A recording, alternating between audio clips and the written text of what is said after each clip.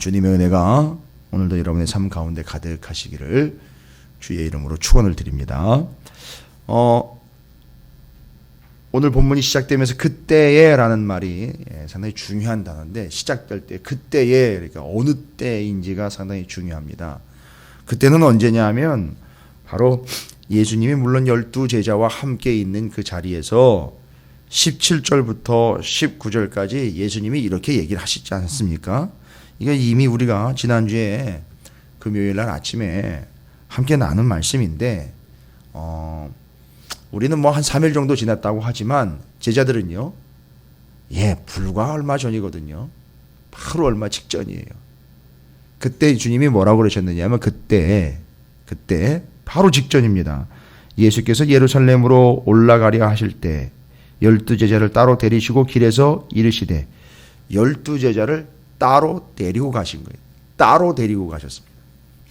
그리고 말씀하십니다. 보라, 우리가 예루살렘으로 올라가노니 인자가 대제사장들과 서기관들에게 넘겨짐에 그들이 죽이기로 결의하고 이방인들에게 넘겨주어 그를 조롱하며 채찍질하며 십자가에 못 박게 할 것이나 제3일에 살아날 것이라. 바로 예수님이 십자가에서 죽으실 것과 부활하실 것을 이야기한 바로 그때, 나 죽는다, 이건 나 죽는다, 나 이제 죽을 거다, 그냥 누군가 나를 패대기 쳐서 나를 죽일 것이다 라는 개념이 아니라 나는 죽고 부활할 것이다. 그래서 예수님의 죽음과 부활의 의미를 정확하게 이 인류의 너희들, 내가 따로 지금 데리고 내가 따로 이야기하고 있는 너희들, 바로 너희들을 살려내려고 죽고 의롭게 하려고 부활할 것인데, 여러분 아시지 않습니까? 죄 때문에 죽고 죄값으로요, 그리고 그를 믿는 이들을 의롭다 여긴 의인으로 칭함받게 하기 위하여 부활을 하시는 거거든요. 그래서 이거를 이야기하셨는데 그때에 세베대의 아들들의 어머니가 등장을 합니다. 아니, 느닷없이 12제자를 따로 데리고 가시는 중에 그 무리, 12제자의 무리 중에 이제 2명의 어머니가 등장을 합니다. 그렇죠. 이게 형제였던 거예요. 여러분 잘 아시다시피 요한과 야고보입니다. 그 둘의 어머니가 느닷없이 등장을 해버려요. 어떻게 알고 따라왔는지 제 생각엔 그렇습니다.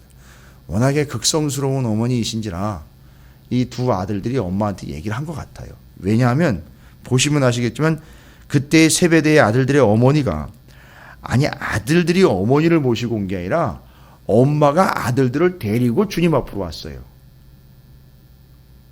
여러분 이거 발견하셨는지 모르겠는데, 그러니까 이 어머니는 지금 딴 생각을 하고 있는 건데 이 딴 생각에 두 아들이 동조를 하고 있습니다.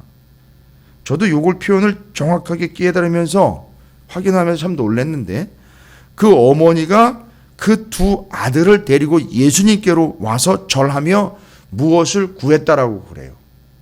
그러니까 아주 의도적인 거죠. 그러니까 이거는 시발점이 어디냐 하면 엄마인데, 엄마로부터 시작된 그 시점에서 그 의도를 보니까 이미 이 두 아들들도 그거에 대해서 동의를 하고 있는 건데, 뭘 구했다 그러죠?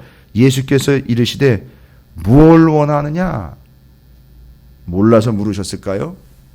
뻔한 거구나. 아이고, 드디어 이제 엄마까지 동원이 되는구나. 용사 동원시키다 이제 용사 엄마까지 등장을 시키는. 여러분 이 본문은요, 20절부터 28절 본문은 이제 다 그렇습니다. 신약성경. 이제는 여러분께서 구약성경을 충분히 좀 깊이 있게 시간 묵상들을 하시니까, 또 저랑도 같이 하시니까 그것들을 이렇게 적용하시면 돼요.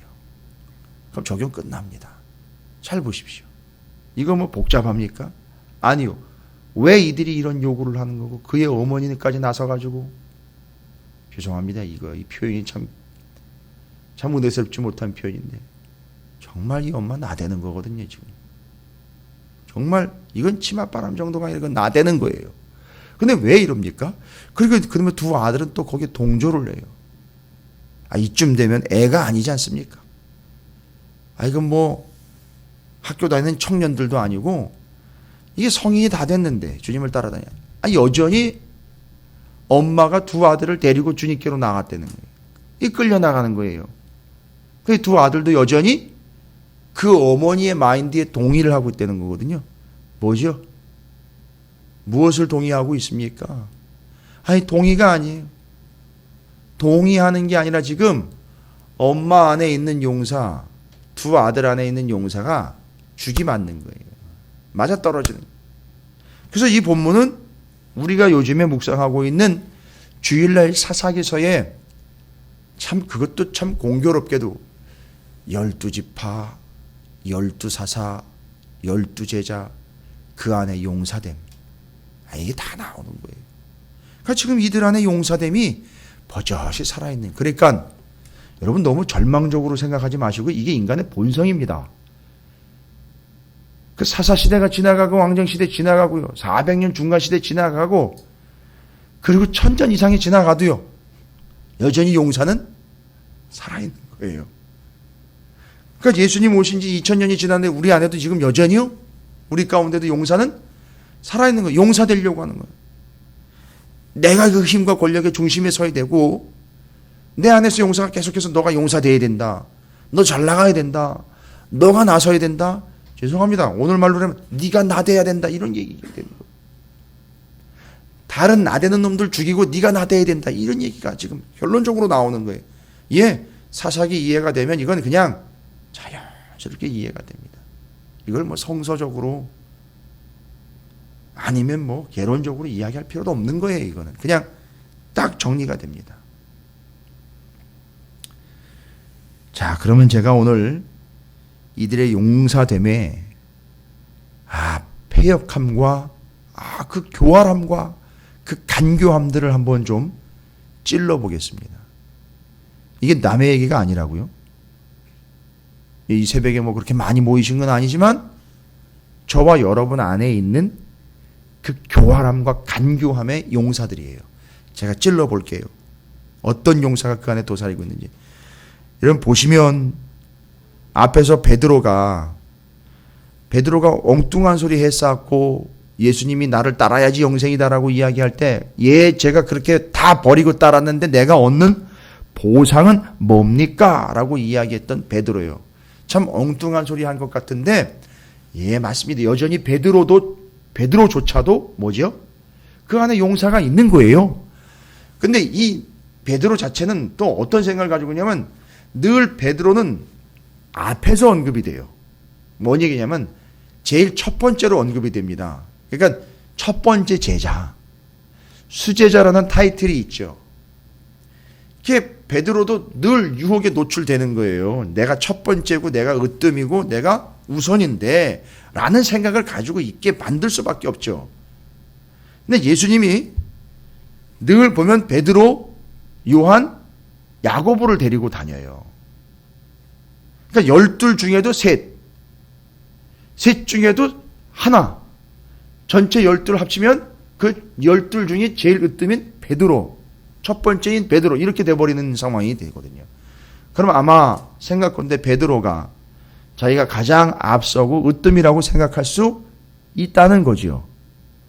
그런데 주님이 특별히 데리고 다니는 이 세 명, 베드로, 요한, 야고보 사이에서도 이런 일이 발생된다는 거예요. 여러분 이게 현실입니다. 주님이 그 변화산상, 특별히 기도의 자리, 특별한 상황들을 어떻게 좀 필요해서 같이 데리고 다니고 싶으면 늘 이 세 사람을 따로 좀 불러가지고 따로 데리고 다녔다.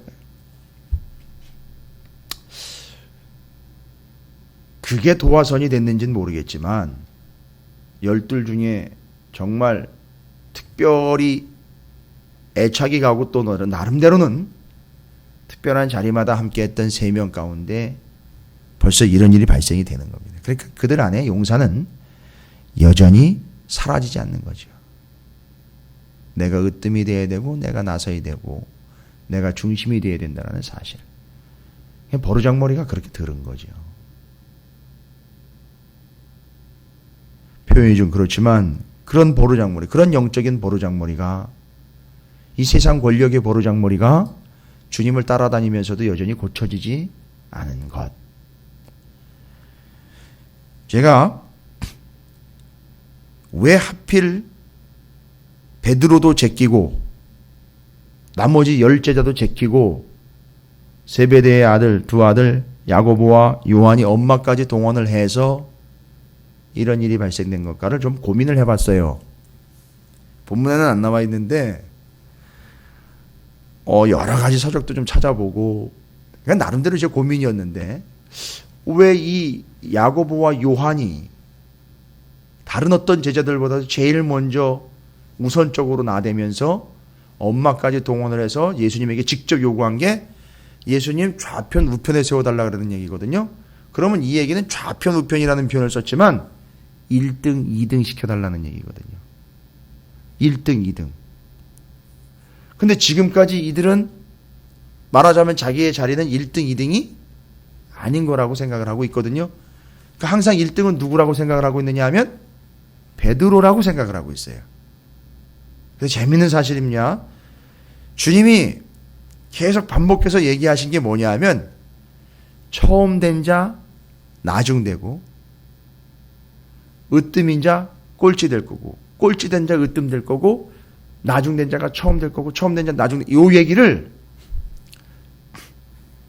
자기들 구미에 맞게 적용을 해버렸어요. 이게 우리가 하는 짓이라니까요. 요걸 처음 된 자 나중되고 첫째 된 자 끝째 되고 첫째가 말째 되고 이 얘기했잖아요. 예수님이. 근데 그걸 야고보와 요한이 자기 방식대로 받아들였다고요. 어떻게 받아들였을까요? 고민을 한번 해보십시오. 이게 새벽 시간이지만 여러분 이제 여러분의 그 영혼을 좀 깨우시고 잠도 깨우시면서 이제 한나로 고민하면서 이제 시작하는데 이거 우리가 오늘 닥칠 수 있는 고민일 수 있고요. 유혹일 수 있습니다. 이 이야기를 야고보와 요한이 딱 듣는 순간 자기들은 늘 누구한테 밀리는 거지 어떻게 보면 용사가 아직 살아있기 때문에 그 안에 용사됨이 살아있기 때문에 나 용사되어야 된다는 게 살아있기 때문에 이 이야기를 첫째가 말째 되고 말째가 첫째 되고 처음이 나중 되고 나중이 처음 된다 라는 얘기를 딱 듣는 순간 이 둘은 늘 누구에 대한 자격지심이 있느냐 하면 베드로에 대한 자격지심이 있겠죠. 근데 예수님이 딱 직격탄을 날려버렸어요. 그렇게 얘기하신 게 아닌데 그렇게 받아들여요. 이게 우리란 말입니다. 주님은 그렇게 얘기하신 의도가 아니었는데 그렇게 어떻게 받아들였습니까? 첫째 누구죠? 자기들이 생각했을 때 제자들 중에 베드로요. 베드로가 어떻게 된다는 겁니까? 말째 된다. 이렇게 받아들인 거예요. 이 사람들은.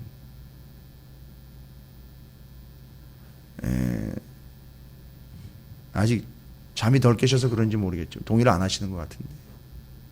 이거 여러분들 동의를 받을 문제는 아니에요. 이 상황을 보면 바로 그런 상황이에요. 지금 베드로 제꼈지요? 그리고 좌우편 1, 2등 해야 되려고 어머니까지 동원을 해서 예수에게 부탁을 하죠? 여러분 이게 그러면 주님께 와가지고선 이루어달라고 이야기할 내용입니까? 아니죠.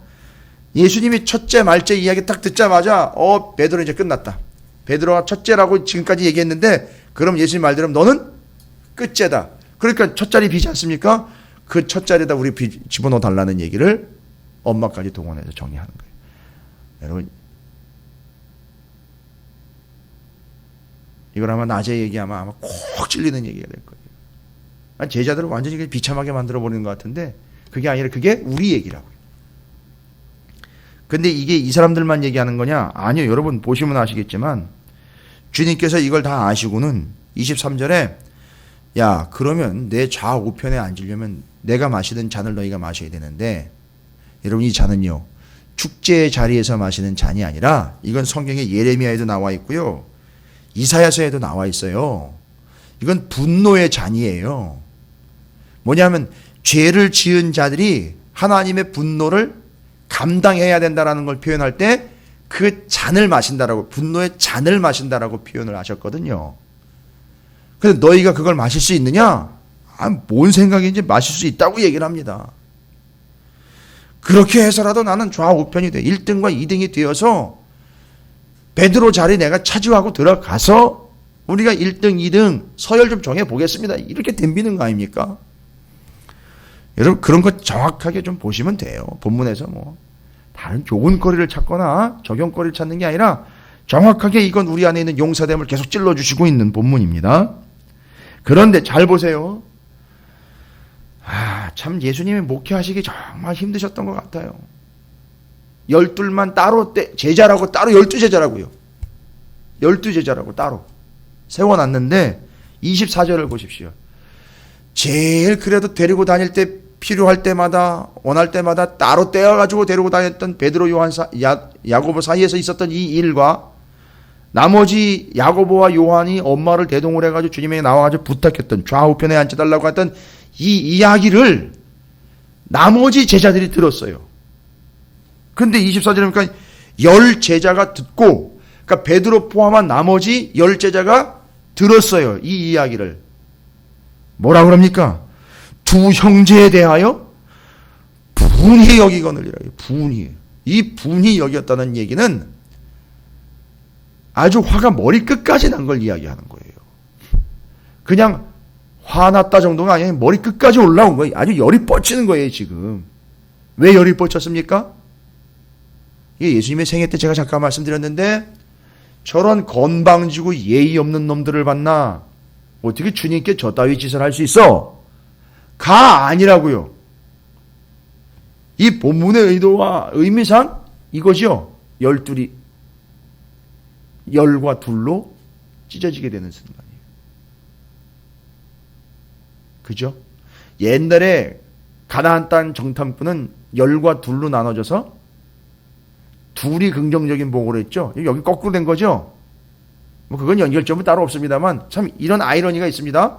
그럴 때 이 둘에 대해서 열이 반응을 합니다. 아주 분통이 여겼다 그랬어요. 아주 분통이 여겼어요. 뭘 분통이 여겼습니까? 아우 놓쳤다. 저 자식들이 가서 선수 치기 전에 우리가 가서 쳤어야 되는데, 내가 가서 그 자리를 부탁했어야 되는데, 이거예요 지금. 그러니까 열둘이 다 똑같은 거예요. 그게 그들의 용사됨을 다 드러낸 거예요. 그것도 주님 앞에서요. 스승이요 생명이요 구원자이신 주님을 따라다녔던 이들이 이 3년이라는, 아니 뭐 길게 이제 2년 되겠죠. 1년째는 그냥 무리로 따라다녔고 2년째부터 제자 선택을 하셨고 직접 가르쳤으니까 지금 이제 주님이 십자가에 달려 돌아가시기 직전인데도 그때까지도 죄송합니다. 변화되기 이전이니까 이놈의 인간들이라고 표현할게요. 이놈의 인간들이 그것도 12이라는 숫자를 정해서 12지파의 그 어마어마한 하나님의 계획을 12제자가 승계를 해서 이게 교회로 이어져야 되는 이놈의 인간들이 그들 안에 용사됨이요, 내가 나서야 되고 내가 으뜸이 되어야 되고 내가 우선이 되어야 된다는 이 용사됨이 사사기 시대의 그 사사시대의 그 아주 패역함이 그대로 담겨 있는 거예요. 그러니까 여러분 20절부터 28절까지는 350년이 그대로 담겼다고 보시면 돼요. 그냥 잔의 분노가, 하나님의 분노가 잔에 담기듯이, 음료가 잔에 가득 담기듯이 이들 안에 그렇게 담겨 있는 거예요. 그거 보시면 됩니다. 이게 이제 제자들의 현실과 처지가 그냥 여지없이 드러나는 겁니다. 그리고 이제 예수님께서 그걸 다 보셨고, 여러분 이거 예수님이 당한 거 아니에요. 하나님이 드러내신 거예요. 앞에 보시면 23절에 내 좌우편에 앉는 건 내가 하는 게 아니고 하나님이 알아서 앉히실 거다. 그리고 앉혀서 뭐 할겠다는 거죠? 떵떵거리며 호령하고 명령 내리는 자리가 아닌 그 자리에서 내가 마시는 잔을 함께 나누어 마실 자는 하나님이 알아서 좌우편으로 세우실 것이다를 정리를 끝냈어요. 23절에. 그리고 25절에 예수께서 제자들을 불러다가 이제 얘기하는 거예요. 자, 이제 다 드러났지? 예수님이 상당히 의연하셔요. 와, 충격이다. 이거 목회 못 해먹겠다. 여기서 이제 목회 접어야 되겠다. 이게 아니라 다 아셨던 거예요. 열둘 데리고 다니면서 다 파악하신 거예요. 뭐 새삼 놀라시지도 않아요. 주님은 뭐라고 얘기하십니까? 25절에 제자들을 불러다가 이르시되 이방인의 집권자들이 그들을 임의로 주관하고 고관들이 그들에게 권세를 부리는 줄을 너희가 알거니와 너희가 그따위 짓거리를 하려고 하고 있구나. 이거 뭐예요? 지금 니들이 하는 짓은 나를 따라다니는 제자들의 모습이 아니다. 이방인들의 패역한 모습이다 라는 걸 지적하는 거예요. 용사되고 권력 챙기려고 하는 이방인들이 하는 짓거리다 라고 이야기하는 거예요. 26절 너희 중에는 그렇지 않아야 하나니. 야, 너희들은 그러면 안 되는 거야. 아주 효과적으로 얘기하시죠. 다 드러났잖아요. 그들이 본심이 뭔지 다 드러났고 그들 안에 용사가 여전히 버젓이 살아있는 게 드러났죠. 그래, 너희는 그러면 안 돼. 그리고 이제 나를 따라다니는 내 좌우편 자리는 어떤 자리인 줄 알아? 라고 이야기합니다. 그게 내 좌우편 자리는 섬기는 자리야. 그리고 고난의 자리야. 그리고 죽음의 자리야. 이렇게 하겠어? 라고 물어본 겁니다. 주님의 좌우편 자리는. 주님이 1등과 2등으로 치시는 자리가 어디라고요? 섬김의 자리고 고난의 자리고 죽음의 자리야. 여러분 이걸 따로따로 이야기하기보다는 잘 보세요. 그래도 섬겨야 되잖아요. 그죠? 근데 정말 힘들어요. 나중에는 정말 죽기보다도 싫어요. 이거예요. 섬김, 고난, 죽음. 이것이 바로 주님을 따르는 자리에 상당히 어려운 겁니다.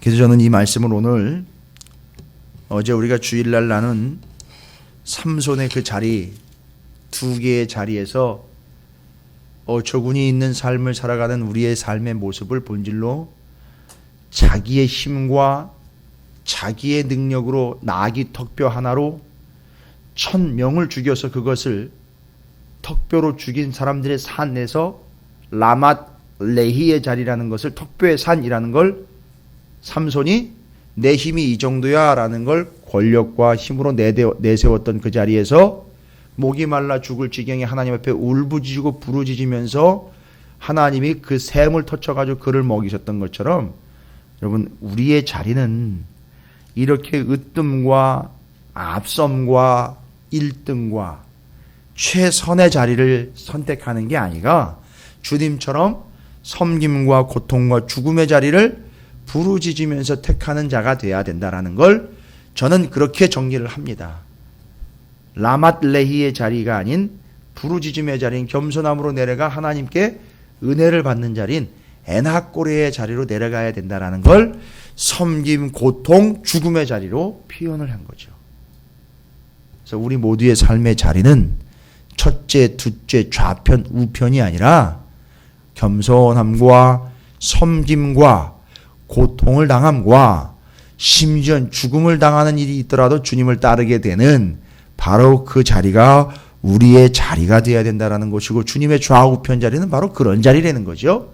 그래서 아마 제일 주님의 측근은 어떤 사람이냐 하면 교회에서 제일 잘 나가는 사람이 아니라 교회에서 제일 고통을 많이 당하고 교회에서 제일 어려움을 많이 당하고 교회에서 제일 죽을 것 같은 일들을 제일 많이 당하는 이들이 아마 예수님의 좌편 우편에 앉아있는 자들이 아닌가 싶습니다. 그런데 그 사람들은요 늘 뭐합니까? 갑질을 하질 않고 엔하꼴에 매일 부르짖으며 살게 돼 있어요. 그래서 주님의 좌우편 자리는 라말레히의 자리가 아니라 엔하꼴의 자리라는 거예요. 그래서 부르짖을 수밖에 없는 자들이 좌편 우편에 앉아 있어요. 왜요? 섬기지요, 고난이지요, 죽을 것 같지요.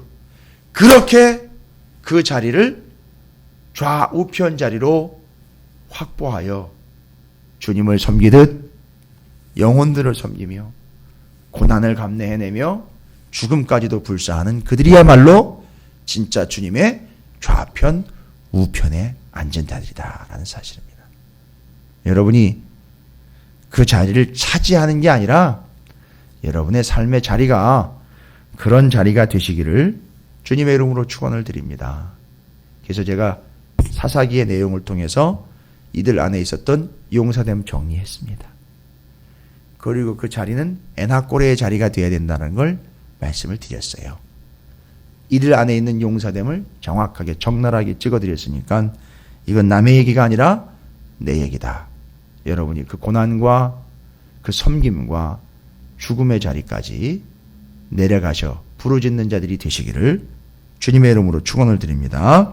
자, 오늘 말씀을 기억하면서 주님의 참된 제자란 바로 주님이 마시는 잔을 함께 마시는 고난이요 섬김이요 심지어 죽음의 자리까지 이르더라도 그 믿음을 지키고 그 삶을 이루어내는 내 삶의 자리가 그런 자리가 되도록 주님께 부르짖으며 오늘 한날을 또 시작할 때에 그 에나꼬레의 자리에 하나님의 은혜의 샘이 곳곳에 터지게 될 줄로 믿습니다.